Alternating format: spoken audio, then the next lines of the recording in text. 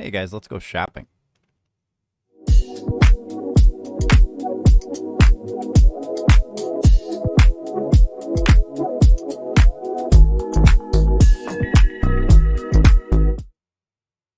Hi everybody, this is Spooky's Revenge. We're back for another $500 5-year episode, and this time I need to clarify something from last episode. So we're going to go shopping today. So let me get my face. Well, no, I'll keep my face up for this one because it's a little more personal description. So last episode I talked about how dividend payouts don't actually make you a profit on the first payout. They technically do in the tax sense, but as far as your cost basis and all that good stuff, you kind of just break even, right? Because the market adjusts the price and then you get paid back, right, in cash form. So I got some feedback, and it was good feedback. It just said that it was a little too complicated the way I explained it. So I just want to use an analogy this time. And this involves, just imagine that you go to the store, okay? And at the store, there's, all kinds of different products, but you're looking at one specific type of item, okay? And that's a share. In this case, it's a dividend share. And attached to each item is a ticket, and that ticket is worth a membership to a group of some sort, right? All right, so you go up to the counter, you pay for the item with the ticket attached. You pay a certain price for what they're both worth, right? And then when you go home, once a month or once a quarter, a collector guy from the company will come around and just take everyone's tickets back to the company and record you in a book and say, okay, this person gets this much payout, this person gets this much payout. And you're just kind of adopted into this group that's eligible for payouts over time. So when you buy your item, you bring it home with the ticket attached, it's worth a certain amount, okay? When the collector comes by and removes the ticket and brings it back to the company, that item is worth less because it doesn't have the ticket attached to it, okay? So if you tried to sell it to somebody else right then and there, or if you sold it back to the company, they'd say, oh, there's no ticket, I'm not going to pay as much, right? And removing that ticket, that is the adjustment process. That's not actually the company, it's the market adjusting it. But when that happens, your name goes in the book for that company and says, okay, this person is now in the club, so we're going to keep paying them as long as they hold their share, okay? And then when the payouts come around, everyone who's in that book, every club member is eligible for a payout. So for that first payout, you're just kind of getting your money back in cash form, which is good because then you can use that to go back to the store and buy more items and stuff like that. But since you're in the club, the advantage here is that you can stay in the club and your share becomes, that share or that item becomes worth what everyone else's items are worth. Minus the collector isn't going to come back and take the ticket off that item because it's already gone, right? So if you went out and bought a second item and it had a ticket attached and you paid that same price, brought it home, collector comes by again, pulls the ticket off, and says, okay, now you're in the club for 2 payouts, okay? And then the next time payout comes around, you get 2 payouts. And what that second payout would represent is on the first item that you bought that you're already in the club for and you already broke even on, essentially. That's an actual profit for that first item, okay? And then for the second item, you're just getting that payoff again. You're just you're just kind of rebating yourself. So if you think about it in terms of buying an item at a store, you're really just buying an item that has a membership attached to it. That membership has a cost, and you're just getting a rebate. So it's offsetting the cost of that membership, okay? And then part of being a member, one of the benefits of being a member in that club is that you just keep getting paid as long as you hold the share or the items, right? And then, sorry, when you sell your item back to the company, they take it back. They process, they remove your name from the club for those particular items that were attached to the tickets that were connected to that item. They put a ticket back on and slap it back up on the shelf for someone else to buy. All right. So that's kind of how it works. I know it's a little bit confusing, but just understand that when you buy a share and a dividend, the dividend is attached to the share. Okay. And then when the X date comes around, the dividend is separated from the share and diverted off into the future, which you are then eligible to receive as many as you want, as long as you keep holding that share. But the first one just kind of offsets the cost.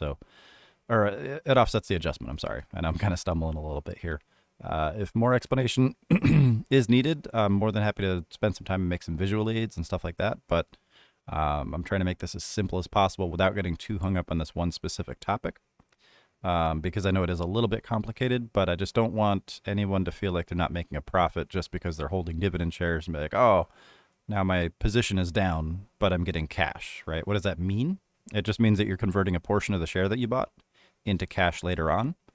But the advantage for these is on those secondary and tertiary payouts where you just keep getting money and money and money just for holding the same shares that you had. So they will be adjusted. It's a market adjustment. It's not something that affects your cost basis because just like a split, right? It doesn't affect the actual value of your holding.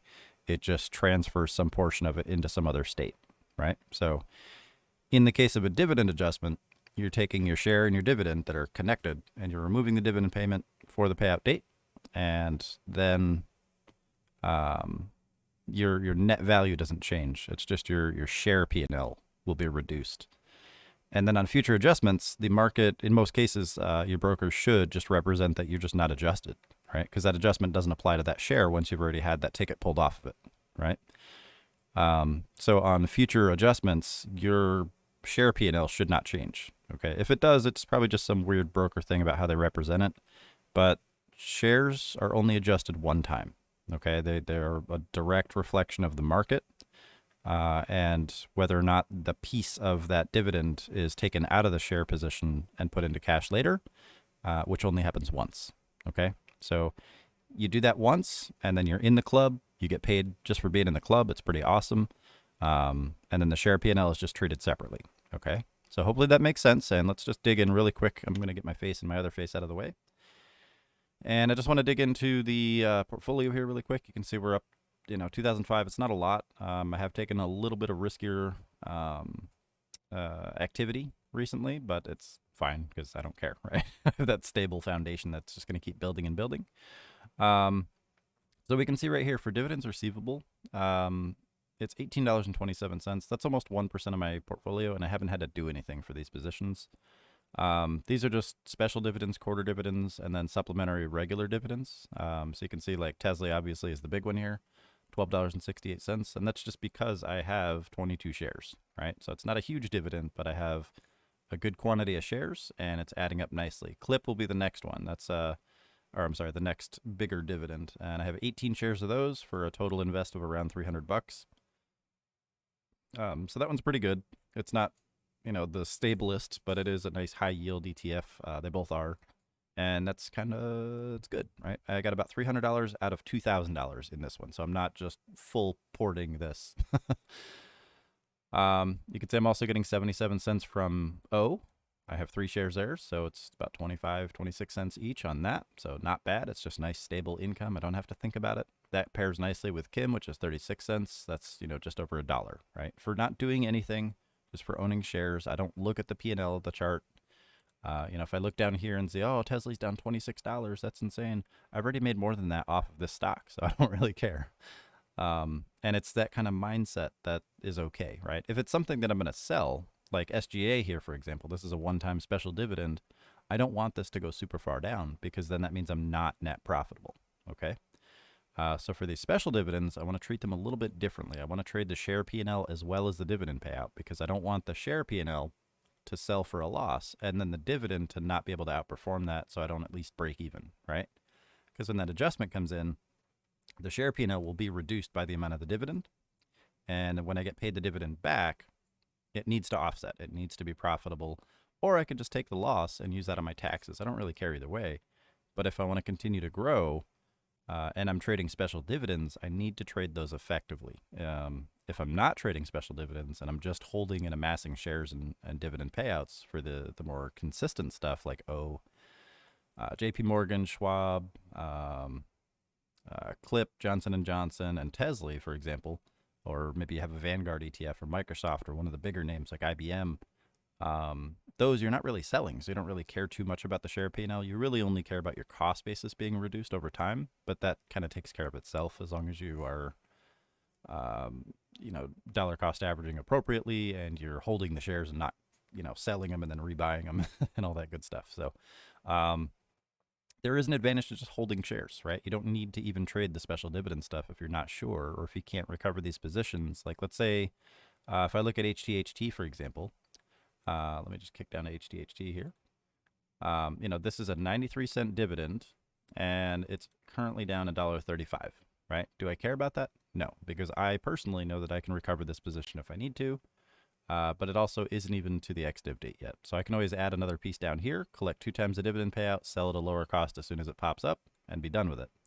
If it doesn't pop up, that's a different conversation. So I need to consider that as well. And just because it pays, a dividend, and I know I'm going to get that back and stuff, and it's guaranteed payout, doesn't mean it's a guaranteed profit. So I need to still be careful. But that is my plan for these, for the ones that I'm already, intending to collect on. Now, there are some that are past the ex-div date that I need to recover the position, or at least consider the offset here. So in this case, for IIIN, it's $2.50 a share plus an additional 3 cents a share. So $2.53 per share. It's currently down. It's been adjusted down.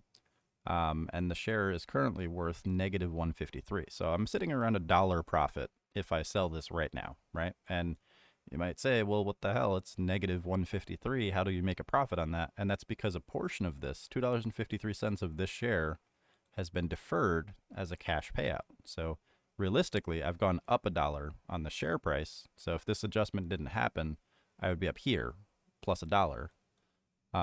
But because of that adjustment, I'm not going to see that $1.53 that this is worth until over here. Okay. So it's a kind of a wonky concept to get your head around, but once you understand how it all works and can break it down and just kind of walk through the examples, it helps make it a little bit cleaner. All right, so really quick, MBI, that's another one. It's kind of running into resistance here, but I'm still, I'm expecting a lot of FOMO into this, so I'm not really concerned. And this is a guaranteed net profit because I bought 9 shares.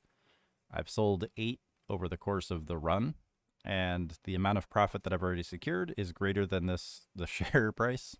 So I'm guaranteed to make a profit on this no matter what. And there's a special dividend coming up about $8 per share. I do expect them to probably drop an offering or something and then withdraw the dividend. So I'm not too hopeful that I'll receive this $8 per share. But if I do, right, when the ex-div date hits, this price should drop by $8. My share price should drop by $8. I should drop down to about $2.80 per share for my cost basis. And then I'll get that $8 back over here, right? If the ex-div date hits and the prices are adjusted, they can't withdraw the dividend payout at that time. They have to pay it because it's a legal obligation for the market.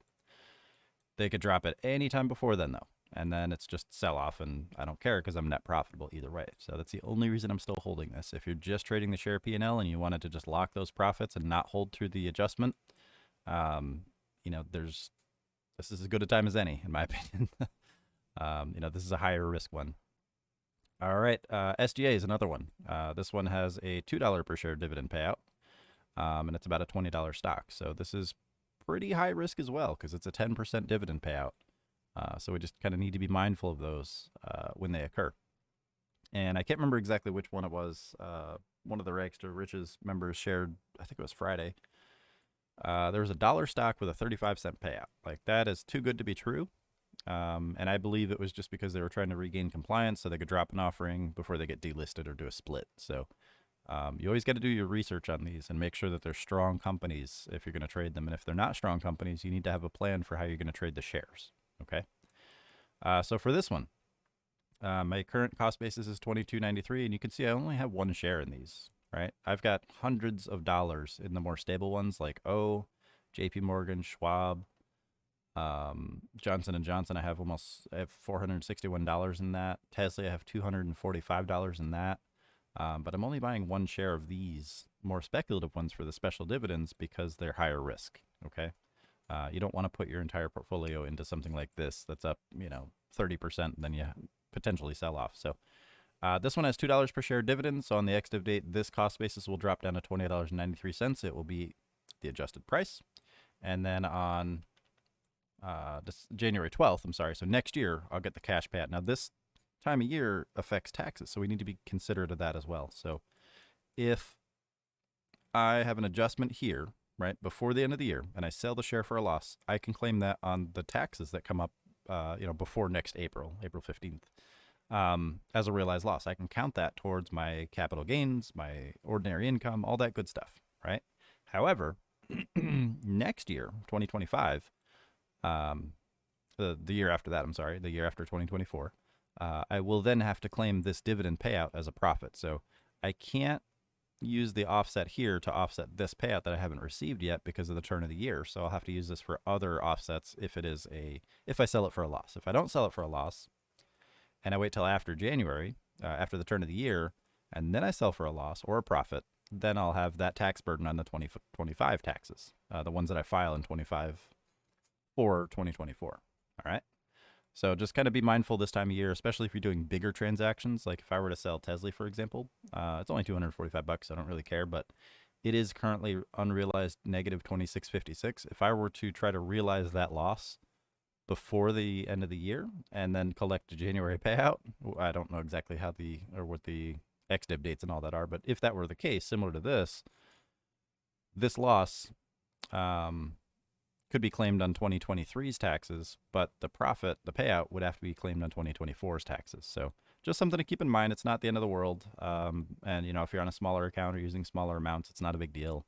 But just something to keep in mind. So I'm going to end this stream because I'm rambling again and it's 16 minutes long. So I will see you guys next time. Thank you all for watching. I appreciate it. Have a good day.